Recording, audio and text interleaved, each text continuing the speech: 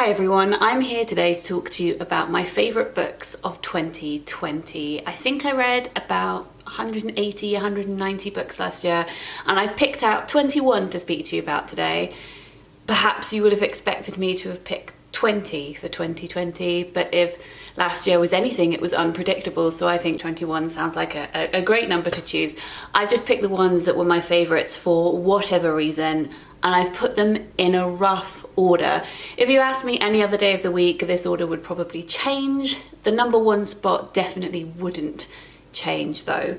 Not all of these books were published last year, they were just books that I read last year, but I think actually most of them were published in 2020, which is unusual for me. I would say that's often not the case, but maybe I should check data. Maybe it is the case and I've just never really paid attention to it before. I will list all of the titles in the description box down below. I've also reviewed some of these in written form, and if I have, I'll link those down below too.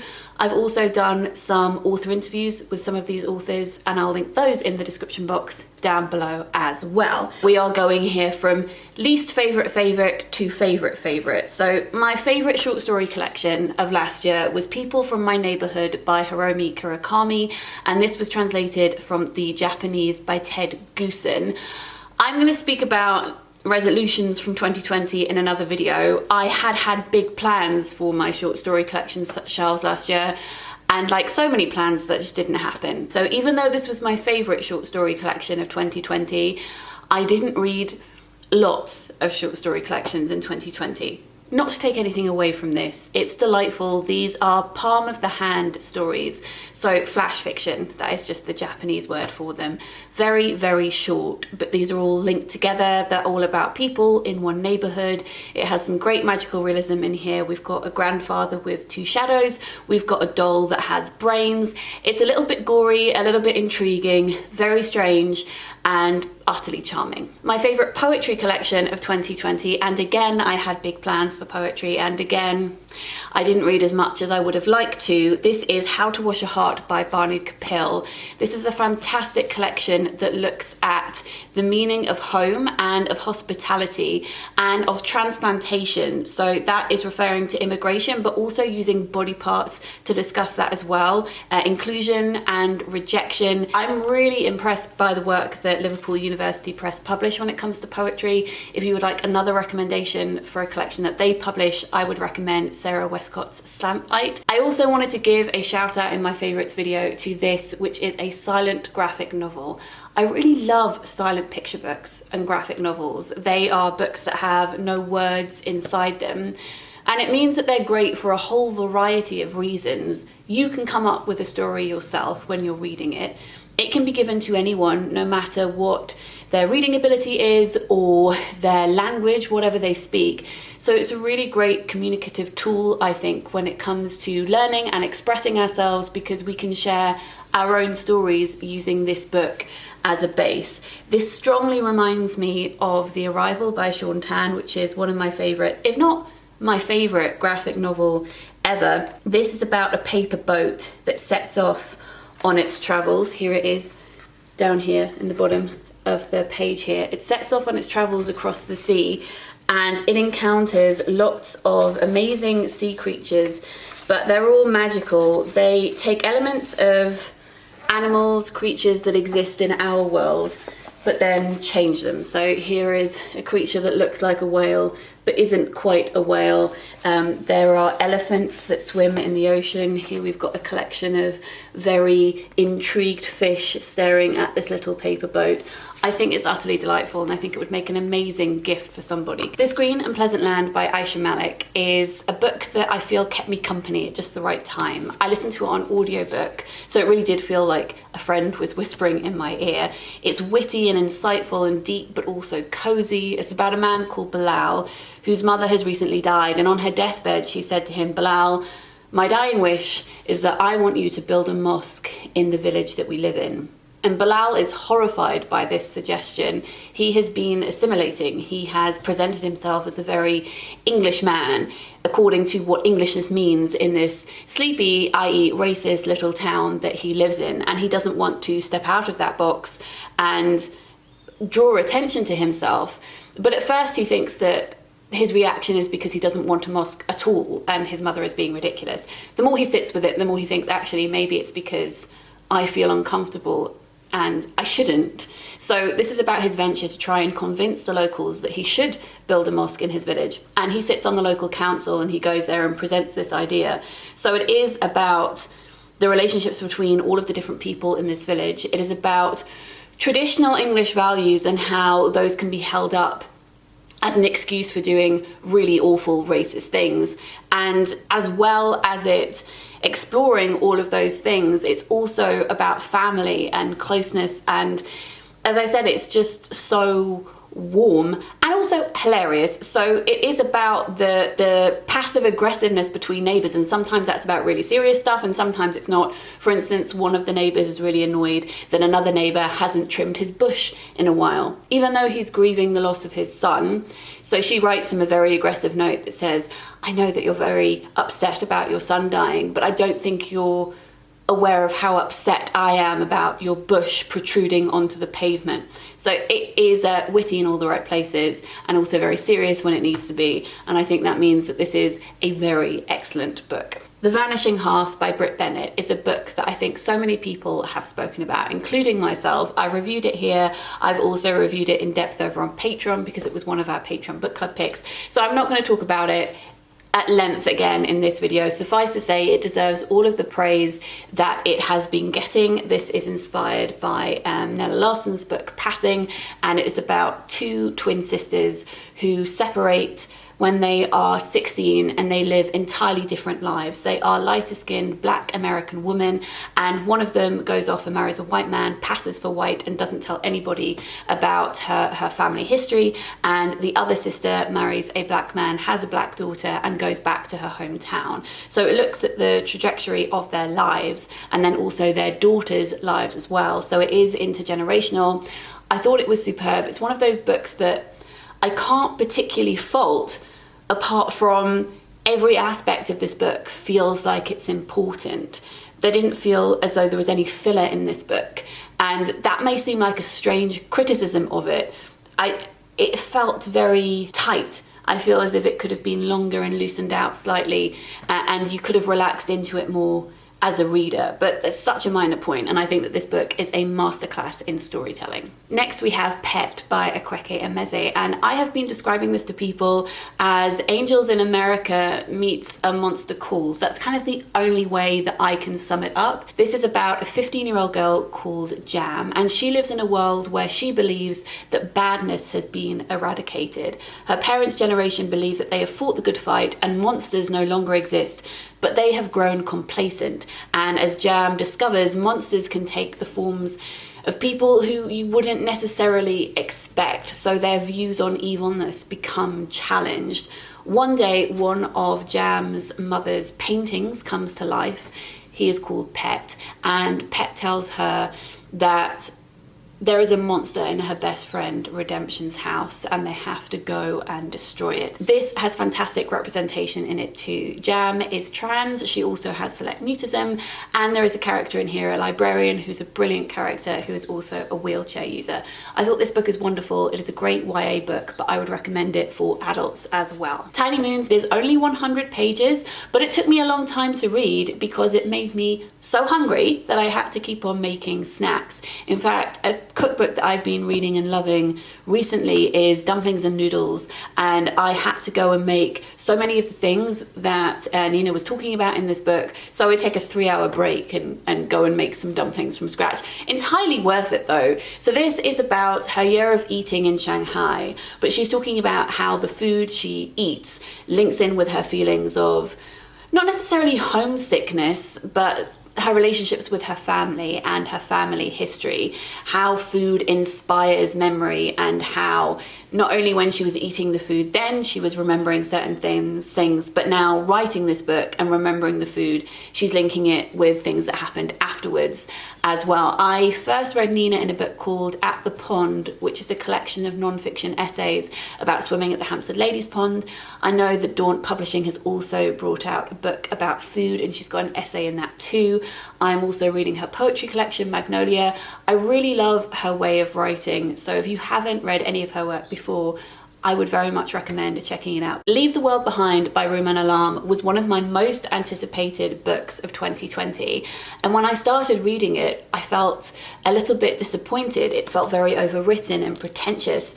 But then the further you get into that, you realise this is a deliberate stylistic choice from the author who is writing pretentious characters who are flowery and over the top and want to present themselves to the world in this unnecessary way. They are detestable. It's about a family from New York who leave their busy lives. They go to the countryside for a week's holiday. They buy the most expensive ingredients they can find in the supermarket and feel very superior about it. And one day on their holiday, the signal goes out on the TV and they can't get any signal on their phone and they don't know what's happening. And then a couple turn up on their doorstep who say that they own the holiday home that they're staying in, that there's been some kind of disaster. They're not sure what, they just know that all the power has gone out across New York and they need to come in and stay there until they can find out what the hell is happening. Is there a nuclear war? Has there been some kind of huge natural disaster? Is a plague spreading through the country? I didn't actually realise that this was going to be as much of a dystopian novel as it was when I started reading it. It's not like Station 11, but it is along the lines of Never Let Me Go by Kazuo Ishiguro, in that it's really psychological and unsettling, and very slow and drawn out, and very focused in on these characters as opposed to what is going on in the wider world, which is why it's so intense, because you want to zoom out and you want to get context, and this book just won't give it to you. So if you're feeling very anxious about current world situation, I mean, hi, aren't we all? Be aware of that before going into this book. It will get under your skin though, and I haven't stopped thinking about it since I read it. I would also really recommend it for fans of Parasite, the film Parasite, which was my favourite film of last year, which I can't believe that I watched that film last year because it feels like a million years ago, but it was the last film that I saw in the cinema because it came out in the UK in January 2020. This very much has Parasite vibes, and it is about class and racism, and okay, I'm going to stop talking about it. It's brilliant though. It is so, so brilliant. In the Dream House by Carmen Machado is a book that I read in June, and I've never read a memoir quite like it. In this, she deconstructs narratives surrounding relationships, especially queer relationships that can be held up on a pedestal as idyllic, as utopian, relationships specifically between two women. And she wants to show how that in particular made her feel claustrophobic when she found herself in an abusive queer relationship with another woman, and that made her feel as though she had no way of telling her own story because there was no narrative that fit the real life story that she was going through. This book is told in quite an abstract way. It is, I was going to say use the word beautiful, which I know feels very floaty and nondescript when it comes to writing, but it is rich and at the same time delicate and fragile, and the way that she writes about her past experiences is just absolutely astonishing. And I love the structure of this book because every chapter frames an aspect of their relationship as a different sort of house. It reminded me of Houses by Nikki Walshinger, which is one of my favourite poetry collections ever, and at the same time it has Alice in Wonderland vibes to it as well. The first chapter is extremely small. It says, Dream House as Overture. I never read prologues, I find them tedious. If what the author has to say is so important, why relegate it to the paratext? What are they trying to hide? A Kind of Spark by Elle McNicoll was my favourite middle grade novel of 2020, and I can't wait for her second book, which is coming out in the spring. This is about Addie, who is desperate to set up a plaque in her local village to commemorate the lives of the women who were murdered hundreds of years ago under the name of witchcraft. She thinks it's particularly important at the moment because she feels as though she is pushed to the outskirts of society because she's autistic, and she knows that many other people feel that way too due to homophobia or racism, and she wants to make a stand. This is an Own Voices autistic book, and it just filled me with all of the warm feelings, and I sobbed when I finished it. In a good way. The Tea Dragon Society by Kay O'Neill was the first book by them that I read. This is a graphic novel series. There are 2 available right now, with the third one coming out in 2021.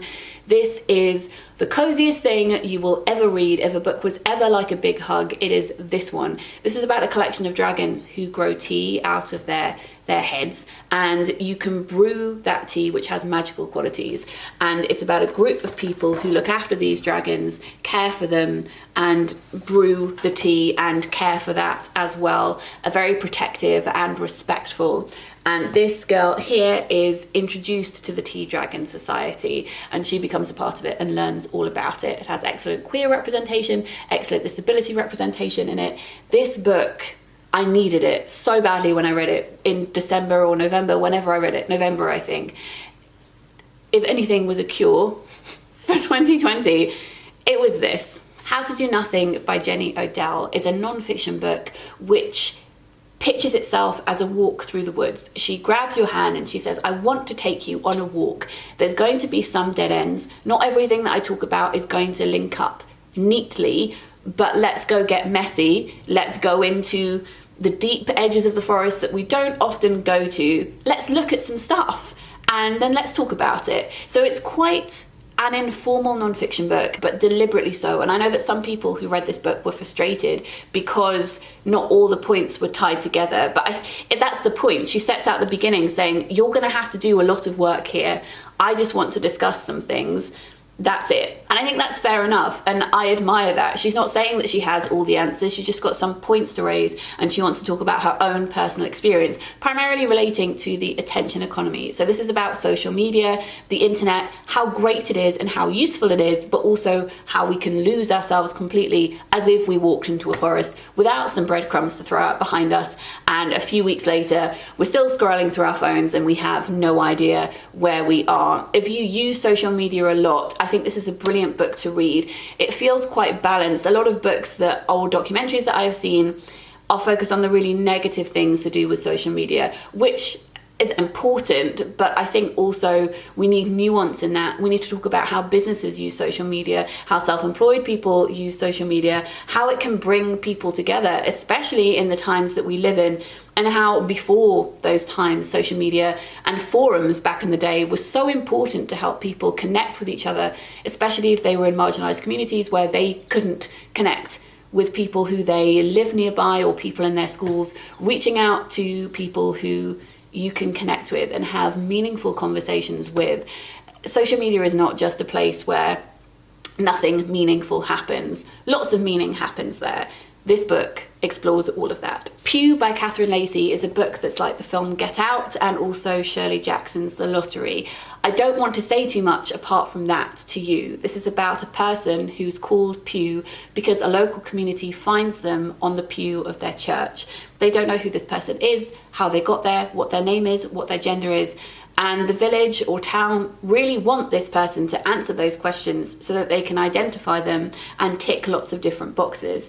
It's about how society reacts when people don't present themselves in the way that the rigid way that the town expects them to, and how aggressive that makes people. Oh, the sunlight in my face. I read quite a few books by Bernardine Evaristo last year. This was one of my favourites. It's about a man called Barrington who's in his 70s, and he really would like to leave his wife Carmel because he has been having a relationship with, has been in love with his best friend Maurice since they were teenagers. They came over from Antigua, they live in London, and he's been living this dual life for so long and he's just exhausted. He wants to end his life happily with the man that he loves. This is such a funny, heartwarming and heartbreaking book. I didn't listen to the audiobook, but I've heard nothing but great things about that. So if you prefer audiobooks to written text, or you like to mix it up, perhaps go listen to it on audio. I might reread it on audio at some point in the future because it was a pure delight. Summerwater by Sarah Moss came out in 2020. This is a book that follows on from her novel Ghost Wall. Although they're completely different characters, it just has that same level of tension that Ghost Wall has, and it is a similar setup in that it's about lots of different people in a very small remote area, about nationalism and xenophobia and racism, but also family dynamics as well. Lots of twitching curtains. It's set on an island in the middle of a loch, a series of holiday cottages, and all the families appearing out of the windows and looking at everyone else around them. And there is just this underlying hum throughout all of it that gets louder and louder and louder until we reach this crescendo. I couldn't put this book down when I was reading it. I needed to get the tension out of my life. I needed to finish it to find out what was going to happen. Hamnet by Maggie O'Farrell is again one of those books that deserves all of the praises that it's been getting. I'm sure it's going to be appearing on so many people's favourite books of 2020. It was the winner of the Women's Prize last year. Maggie O'Farrell is a force to be reckoned with. I really loved her non-fiction book, I Am, and this is my favourite fiction book of hers that I have read so far, but I still have a few of her backlist titles to catch up on. I wrote a whole review of this book, which I'll link in the description box down below. I also hosted an author interview with Maggie O'Farrell, which I will also link in the description box down below. Briefly, this is a novel about Shakespeare's son, Hamnet. It's primarily focused on his wife, Agnes, and it is strange that this book is set during a pandemic. In fact, 3 of the 6 books that were shortlisted for the Women's Prize this year were set during a pandemic, which quite reflective of our times. It is set during a plague. It is primarily about grief. The imagery in here is stunning, and if you would like to know more, go and read my full review in the description box. Likewise, Summer by Ali Smith is a book that I've written about in full, which I'll link in the description box down below. This is the final book in her seasonal quartet, and knowing that Ali has been writing about our current political times for the past 5-6 years has been such a comfort. I've always maintained that you can read this series in any order. It begins with autumn, and that's always been true apart from in this book, Summer, characters from autumn reappear. So in light of that, I would suggest starting with autumn so that you have all of the context by the time you get to summer so you can enjoy this book to the full. The themes in this series are numerous: identity, racism, xenophobia, inclusion, nationalism, light, texture, literature, intertextuality. Every book in the series begins with a mishearing of a Dickens quote, and each one has a Shakespeare play at its core, so it really plays with intertextuality. I have done full video reviews for autumn and winter, as well as written reviews for spring and summer. I'll link all of that down below. Sitting Pretty by Rebekah Taussig is my 4th favourite book of the year, but my favourite non-fiction book of the year. I only read it in December, so I hope putting it so high up shows how much I enjoyed it, and I encourage you to pick it up. It's brilliant. It's the best book about disability and ableism I have read so far. This is also a perfect balance of memoir and more general fact. This is Rebekah's experience of growing up as someone who is disabled and is a wheelchair user, and also her experience teaching disability studies, how that interacts with her own disability and the ableism that she experiences not only in the classroom but in society as a whole. It's wonderful. The Other Bennett Sister by Janice Hadlow, this beast of a book here, like with This Green and Pleasant Land by this one is by Janice Hadlow. This Green and Pleasant Land by Ayisha Malik is a book that came to me, I think, at just the right time. I read this book in February 2020, and I listened to it, I'm putting it down because it's heavy. I listened to it as I was painting our flat that we had just moved into. And it was such a wonderful thing to be listening to, not only while painting, but can you imagine going outside and listening to an audiobook, going to home base, buying more paint, getting on the bus, coming home. It just was by my side throughout all of that. So I cannot detach it from my experience of moving into our flat and of decorating. This is Pride and Prejudice retold from Mary's point of view. So the middle child, the one who is often pushed aside by her family. We don't get to find out much about Mary in Pride and Prejudice, except that Mr. Bennet doesn't really like her. The younger sisters don't like her, the older sisters kind of tolerate her. And it was so refreshing to read this book. I would forget which bits were canon and which bits weren't. During the first third of the book, there are some events that take place within Pride and Prejudice, and even some dialogue that takes place between characters. It is woven so seamlessly that you cannot tell which bits Janet Haslow put in and which bits with Jane Austen. I think that's a sign of a really brilliant retelling, adaptation, and then a lot of the book is set after Pride and Prejudice ends as well. As I said, I listened to the audiobook, which is narrated by Kristen Atherton, and she does a brilliant Mrs. Bennet. She is essentially Alison Steadman from the 1995 BBC Pride and Prejudice adaptation. It's hilarious. Girl, Woman, Other by Bernardine Evaristo, I read 3 times this year. I read it in physical form and then I listened to it on audiobook twice. I hosted an interview with Bernardine Evaristo, which I will link in the description box down below. I've also written a full written review of Girl, Woman, Other, examining all the theatrical points about it, how it's split almost into acts, and how that interacts with the themes within this book of performance of self and identity.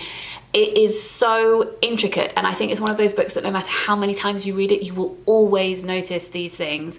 It is about 12 people, mostly women, mostly black, and it is looking at so many different generations. You will read a section and really identify and sympathize with that person, and then the next section will be, say, their mother, and perhaps they've had a feud with their mother, and when you read their perspective you hated the mother, and then you go to the mother and you realize what they were going through, and then you sympathize with them. She's so good at putting you in the shoes of people who think completely differently to each other. And if you haven't read it, and I'm sure most of you have because this has been everywhere, please, please, please do read it, and go check out the interview that I did with Bernardine because she has lots of fantastic things to say. Finally, my favorite book of 2020 was The Bass Rock by Evie Wyld. I have been eagerly anticipating the release of this book, having loved all of Evie's previous books. This one is better than anything by her I've ever read, and she was pretty darn brilliant before she wrote this book too. It's set across 3 time periods and it's about 3 women. Sarah in the 1700s, who's been accused of witchcraft. Ruth in the 1950s, who has recently married a man whose wife has died. She's now stepmother to his kids. And Viv, who is living in the present day and is clearing out Ruth's house. It's set around the Bass Rock, which is a small island off the coast of Scotland. And it is about the history of violence against women and how that has always been present, but has been called different things or has been excused under the guise or name of something else, such as punishing women because they might be witches, punishing women because they're queer, punishing women because they're sex workers, trying to give certain women a different label to remove them from society and therefore make their punishment okay. It is in style like Ali Smith meets Sarah Waters meets Fleabag. That is how I described it, I think, in my wrap-up video. I can't wait to read this book again. I feel like it's been sitting on my shoulder ever since I finished reading it, just ever present. I adored it so much, and I'm sure that when I reread it, I'll love it even more. I wrote an in-depth review of this book, which I'll again link in the description, and I also hosted an author interview with Evie Wyld, which I will link in the description as well. So those were my favourite books of 2020. I would love to know what your favourite books from last year were as well, whether or not you're eager to pick any of these up too. Probably should have said at the beginning of this video, but my name is Jen. Hi, I'm an author and a book reviewer, and I talk about books a lot on this channel, as well as talking about the history of fairy tales, the representation of disfigurement, and also a healthy dose of baking as well. So if you're new, please do subscribe. It would be lovely to have you around. I hope you're having a great start to the week, and I'll speak to you very soon. Lots of love. Bye.